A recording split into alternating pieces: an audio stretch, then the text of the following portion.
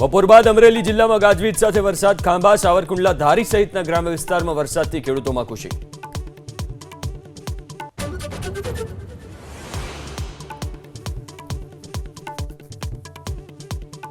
લાંબા વિરામ બાદ સાબરકાંઠા જિલ્લામાં પણ સાર્વત્રિક વરસાદ, પ્રાંતિજ અને પોગલુ, પીલુદ્રા, બાકલપુર, જોશિંગપુરા સહિતના ગામમાં વરસાદ, મગફળી, ડાંગર સહિતના પાકને ફાયદો.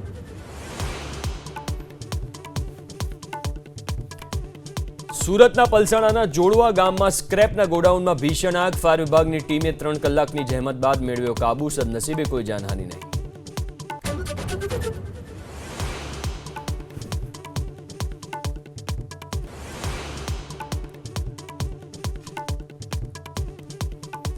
$3 કિલો એમ્બરગ્રીસ સાથે 2 શખ્સની અમદાવાદ ગ્રામ્ય એસઓજીએ કરી ધરપકડ, ભાવનગરથી જથ્થો લાવ્યાની કબૂલાત, 3 કરોડનો મુદ્દામાલ જપ્ત, 1 હજુ ફરાર.